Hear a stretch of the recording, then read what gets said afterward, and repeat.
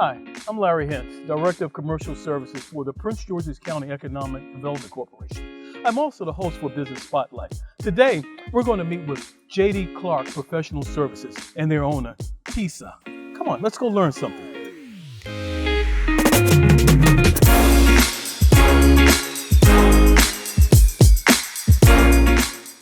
Trish, thanks for inviting me here to this open construction zone that you have going on here.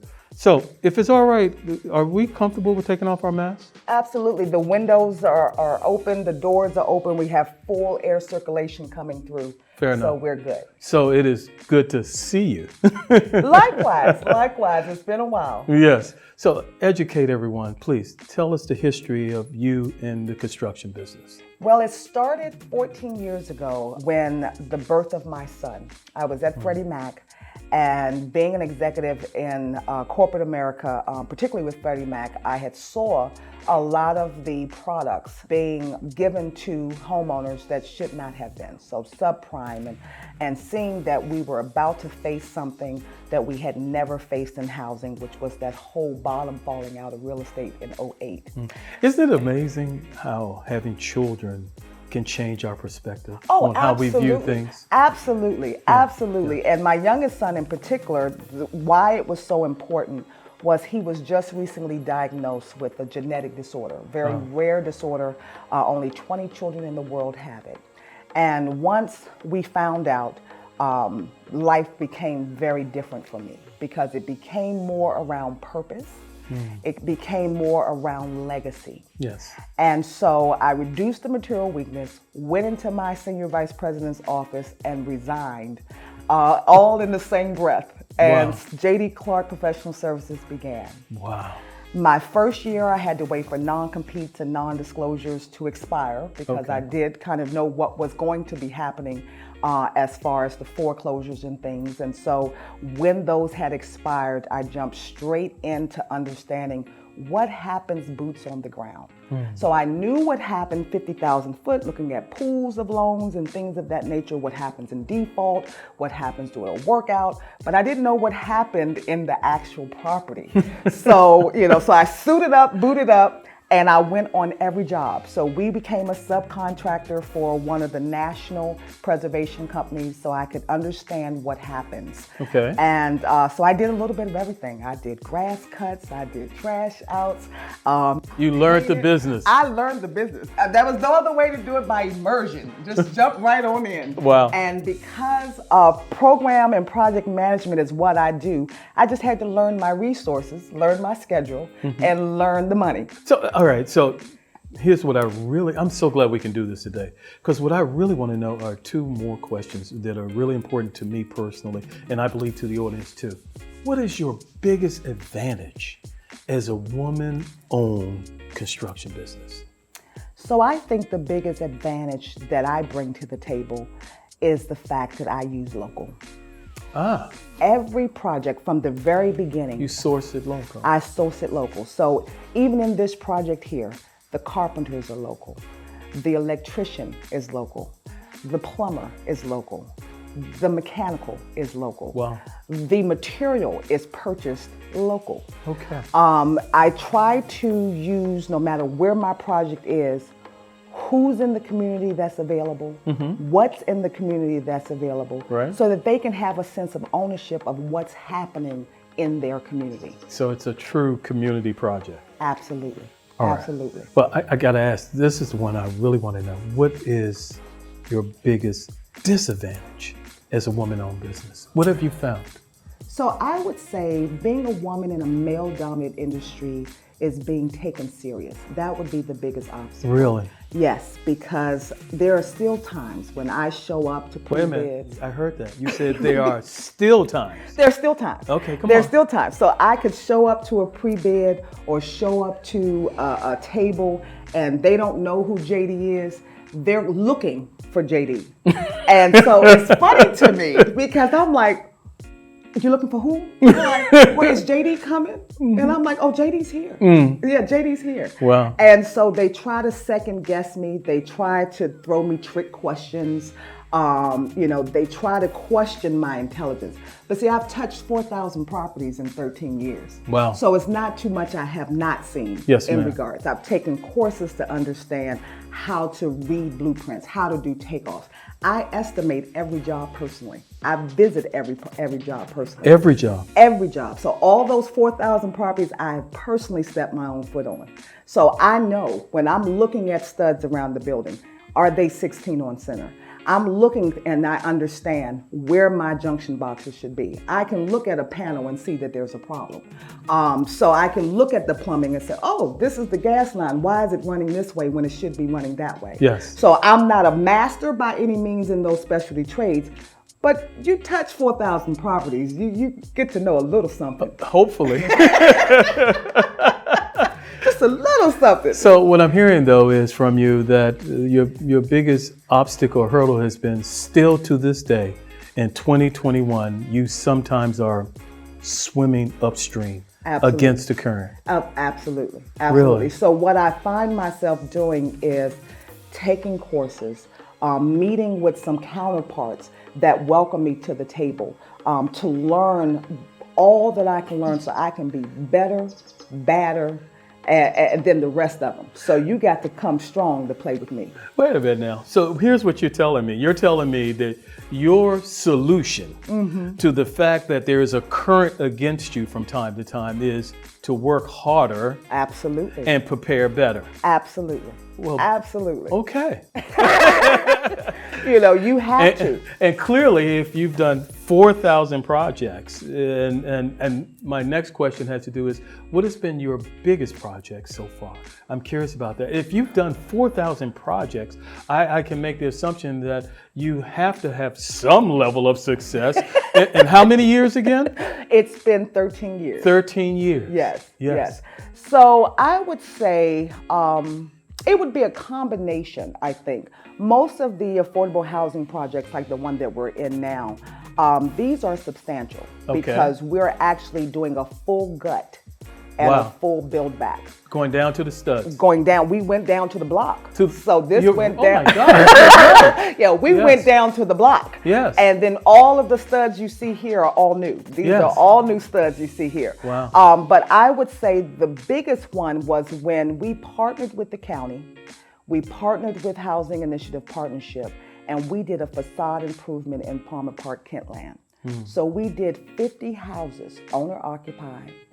And low to moderate income is how they qualified. The county funded the project. Yes. It was truly a team effort for that project, and we flipped 50 houses. And so one particular street, we had touched 16 houses on that one street. On one street. So 15 of them had facade improvements, and one of them was just like this, where it was a full gut and build back. Wow. And so that was so rewarding because it was partnering with the county, partnering not just with, at that time it was the TNI. So the TNI had funded the program, and but we had the police department, we had fire and safety, we had public works, because it was true, we had neighborhood design center.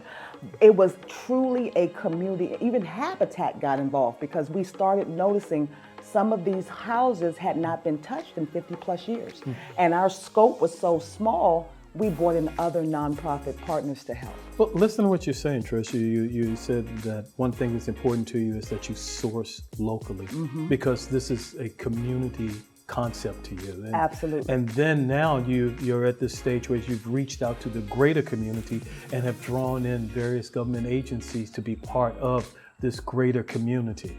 And the end result is you change the community. I mean, obviously, if you guys had the opportunity to do 50 houses in one neighborhood, that neighborhood had to have changed, not only physically from the way it looked, but I'm going to assume emotionally from the way it felt. Absolutely. The pride of that neighborhood, it was just wonderful. We began seeing homeowners who were not part of the program beginning to fix up their houses.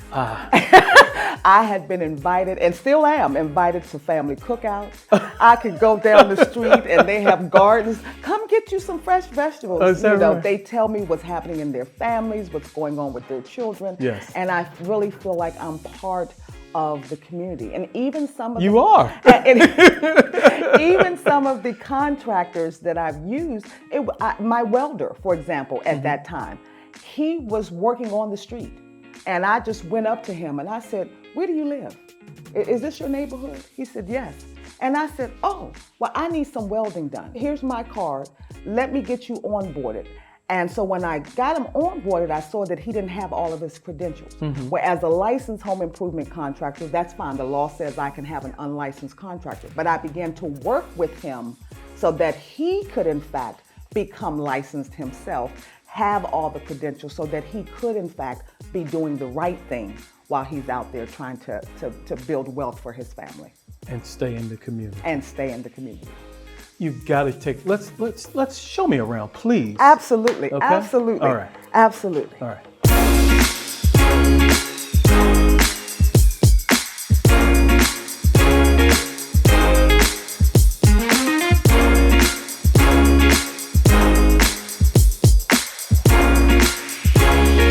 All right, so I'm going to sit these down so we can just walk through the house now. Sure, okay. So we're leaving the kitchen. Which, again, you told me that in the original design, the kitchen was in the front of the house. Yes, and now we moved it to the back of the house. So, Yes. of course, we had to move all the plumbing. Of course. And it is on slab, so we Right. had to dig down Wow. to get all of that plumbing moved to bring it back here to the back of the house. Which, again, it makes great sense. Yes, and so that gives us kind of this openness when you first come in the front door. Okay. And we have condensed the utility room because This it is had the utility. furnace in it initially. Okay. Furnace is going in the attic. The furnace is going in there. Furnace is going in the attic. So what's going in here? This will be your washer and dryer and tankless water heater. What's a tankless water heater? So it is one, very efficient as far as how it heats the water, and it only takes in the water that's needed, so it becomes like an instant hot, if you will. So there's no need to store the water, which is what you normally see in a storage water tank. So you have the 50 gallons, the 60 gallons of water is just sitting in there. Yes. Then you have it coming on. Right. It has to heat all of that water that's in that tank before Okay. it then releases to wherever the demand is. Yes. With a tankless, it's not storing water. So literally as the water's coming through, it's heating it in As real it comes time, through. which is why it's so efficient. Okay. Yes, and so even the furnace that will be above us is going to be a 96% plus, so that's high efficiency. Okay. So the person coming in here, their utility bills are going to be much lower than their neighbors. Wow. Because it's all new windows, it'll Right. be fully insulated, it'll be air sealed. It's going to be a new house. It's going to be a new house. Absolutely, Wow. absolutely. Energy efficient home. Absolutely, absolutely. Okay. So we have the bathroom on the back, and that will be a 4-piece bathroom, which Okay. means it will have a shower, tub, vanity, and toilet. All right. We have 3 bedrooms 1, 2, and 3. This is the master up here. Yeah, let's go take a look. So in the bedrooms, again, we made sure that each bedroom had a closet. Right. So we had to build in each of the closets. As you see, the electrical has been run. So it's all new electrical. So this electrical is not the original electrical in the house. It's all new electrical wires that have been run because what was in here is outdated, is obsolete. So everything when we're finished, everything on this inside will be completely new. New. Everything will be completely new Wow. And energy efficient. and energy efficient. Okay, so clearly this is a good example of what you do. But based on what we've been talking about, I'm going to make the assumption that you do way more than just that. Absolutely, we do. What else do you do?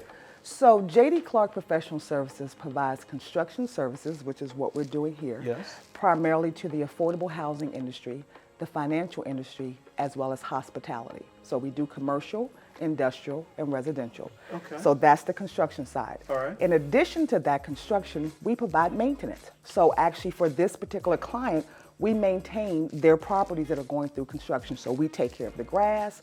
We in turn, yes, we make the snow go away Can when I it get snows. you to come by?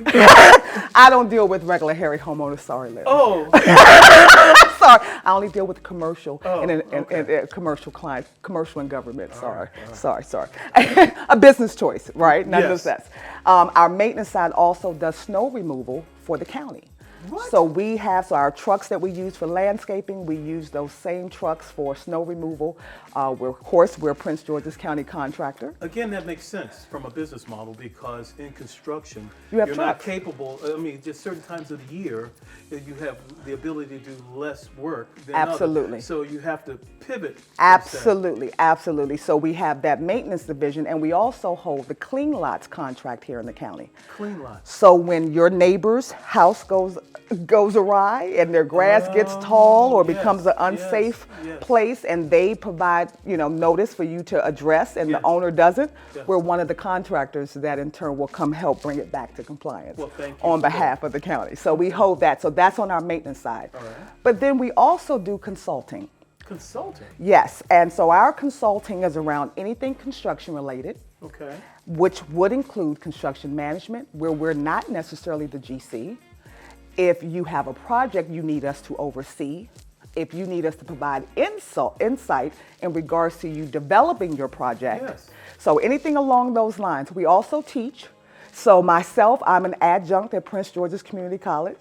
Do you sleep? I do. I'm just high energy. I just love because it's all related, right? And during the pandemic, the consulting arm. Well, I hope you guys enjoyed yourself as much as I did here with J.D. Clark Professional Services. Tisa was inspiring. The concept of how we as community can work together, even in business, and therefore improve the environment for all of us. I want you guys to continue to follow us on social media, PGC, EDC, while we keep the business spotlight on.